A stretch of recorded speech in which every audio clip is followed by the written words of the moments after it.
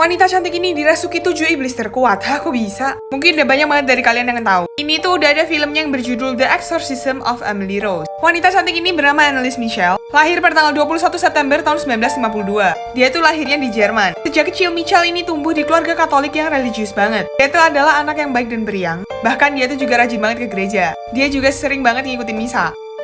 Waktu Michel nih berusia 16 tahun, dia itu tiba-tiba nggak sadarin diri. Dan waktu malamnya dia tuh ngerasa ada yang nindihin dia waktu tidur. 11 bulan kemudian pada Agustus 1969, Michel nih kembali mengalami kejadian serupa. Dan kali ini dia tuh mengalami kejang-kejang. Keluarganya ini langsung membawa Michel ke dokter keluarga mereka, bernama Dr. Falk. Dan dokter neurologis bernama Dr. Luthi, buat melakukan scan otak. Setelah di-scan, ternyata otaknya ini normal guys, cuman Michel ini diduga mengalami epilepsi. Akhirnya Michel ini dikasih obat-obatan. Tapi dari tahun ke tahun, kondisinya tuh bukan makin baik, tapi malah makin buruk. Tahun 1973, Michel ini mulai mendengar suara-suara aneh. Mulai dari suara ketokan pintu, bahkan sampai suara yang menyuruhnya masuk ke dalam neraka. Bahkan suatu hari, ibunya ini ngeliat Michel tuh lagi diem berdiri aja di depan patung Bunda Maria. Terus matanya tuh berubah jadi hitam semua, dan tangannya tuh membengkak seperti cakar. Pada bulan September 1973, Michel ini mulai bilang, dia itu mulai ngeliat iblis-iblis dan merasakan kalau iblis-iblis itu tuh ada di dalam dirinya. Dari sana keluarga Michel ini mulai mencari bantuan ke pastor dan juga ke psikiater. Akhirnya tahun 1973, Michel ini bertemu dengan seorang psikiater bernama Freudian. Dia pun didiagnosa mengalami gangguan neurotika dan juga epilepsi. Jadi Michel ini dikasih obat-obatan. Tapi bukannya membaik, kondisinya itu terus aja memburuk. Sampai tahun 1975 keadaan Michel itu udah parah banget. Michel ini nggak bisa tidur semalaman, dia itu mulai makan laba-laba dan laler. Terus dia itu mulai jalannya jadi merangkak. Dia mulai menggonggong seperti anjing. Dia juga mulai menjilati urinnya sendiri di lantai. Dan dia juga mulai menghancurkan barang-barang suci. Dan katanya Michel ini punya kekuatan yang besar banget, bahkan dia tuh bisa ngancurin apel dengan satu tangan. Akhirnya ibu Michel ini pun meminta bantuan gereja. Dan mereka bertemu dengan Pastor Al. Setelah berdiskusi dengan uskup, akhirnya seorang pastor bernama Pastor Ren diberikan izin untuk melakukan pengusiran setan pada tubuh Michel.